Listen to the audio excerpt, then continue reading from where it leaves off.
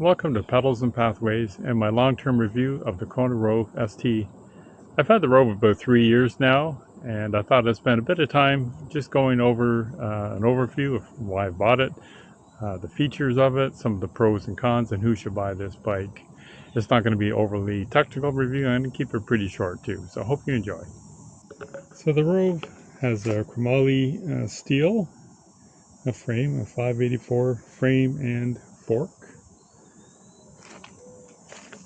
This bike, as you'll see by some of the pictures, was a Kona and Swift Industries combo. So when it came, it actually had a handlebar bag, it had some racks, it had a bag in the back, the Swift Randonneur bag I think it's called, and a few other things. It had a big Brook saddle, which I did not like at all. So when I bought this bike, actually, I didn't want to buy this bike because I wanted to get the Rove LTD, which is basically the same bike as you'll see here, but with the carbon fork.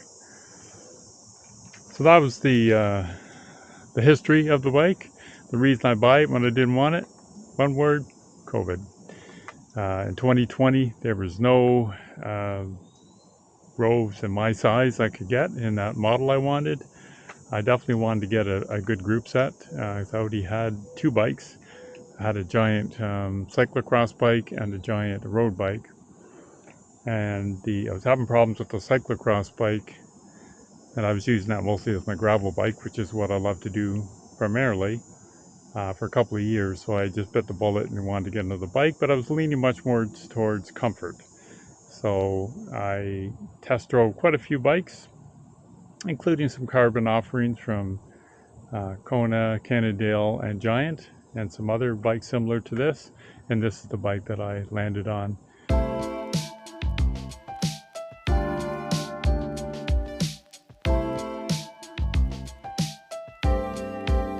Okay, so we're going to start at the drivetrain. So GRX cranks, it comes with a GRX front and rear derailleur 810 series. Both I've been very happy with. I'm glad I have the 2x for the gravel riding I do. And it's got a 105 1134 cassette, which gives me enough range for what I need to tackle around here for sure. Okay, the brakes are GRX 400 series with 160mm rotors on both and through axles on both as well. And then it comes with 600 series GRX shifters. Let's take a look at the geometry. This bike is intentionally comfortable. It's not going to win you a whole lot of races, as you can see by this huge head tube here. It's very, very big. It catches a lot of people's attention with that. And the rest of the bike, as you can see, is quite relaxed and comfortable, which in my case is exactly what I was looking for. So when I bought this bike at the break room in Belleville, Ontario, Adam was kind enough to strip off all the bags and the fenders and the Brook saddle, because I don't want any of that, because like I said, I didn't buy it for the intention of bike packing. I bought it to just have for my everyday rides. And if I ended up leaning that way, then I could certainly add it on later, but I didn't want to pay the extra cost, have the extra weight on there for something I wasn't going to do. So what changes did I make other than having all that stuff stripped off? First thing I made was maybe a year later was I changed the wheels. So I did a bit of research on the light bicycle carbon, the WR35s. The original bike comes with, or came with WTB 650B rims and 650B 47mm Venture tires. So they were kind of sluggish. I didn't really need a 650B tire for the kind of riding I did, as well as being quite a tall rider. But they served their purpose. They were perfectly fine. They were robust, because I went through some rough stuff and never had a problem at all with those tires. They were really quite good. I would look at the Venture tires again in a 700C. Next up, I changed the saddle. Like I said, I didn't like the Brooks. I didn't have the WTB right away. I found the Volt a little bit later. So far, I've been happy with it. I think that the budget model is fine. And then I got the new handlebars, the Velo Orange. I changed the other ones that came. The Kona handlebars were excessively large and wide, which I didn't need, which makes sense for a bike packer. So what do I like about this bike? Well, obviously the reason I bought it was the geometry. It fit me well, it was comfortable, the kind of riding I do. So that's number one. As you know, your frame is probably the most important piece of your bike, so that was really, really important to me. I really like the group set. Again, the GRX group set has been really, really reliable, quite crisp, quite smooth, and again, for the kind of riding I do, it gives me enough range to definitely meet my needs. That would be certainly one thing I really liked as well. I also like the fact that it seems quite reliable. The steel frame is another thing. And I mentioned the reliability.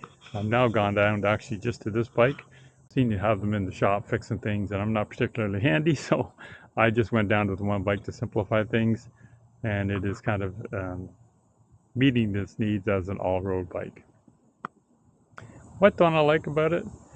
Really, there's very little I don't like about the bike. I really do enjoy this bike. I guess it would be the weight, would be the one thing.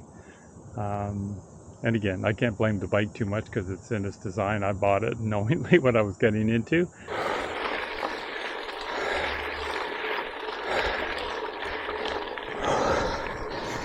So who's this bike for? Well, it cost me about $3,000 Canadian in 2020, so it's not a real cheap bike.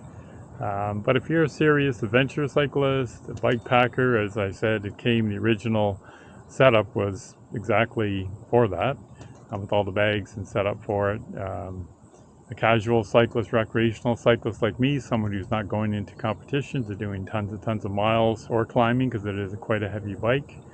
Or it'd be a good commuter bike if you put some fenders on it. It's been super reliable.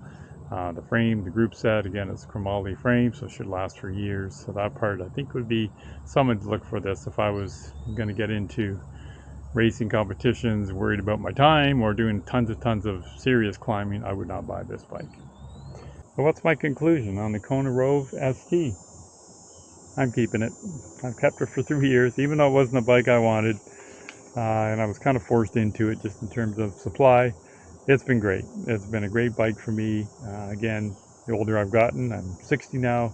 I never was competitive, so as someone who's on the adventure side, recreational, is not particularly worried about weight, just want something that's really nice and reliable and rides smoothly, is comfortable. I would say this is a great bike. Any of the Kona Rove lineup should meet your needs.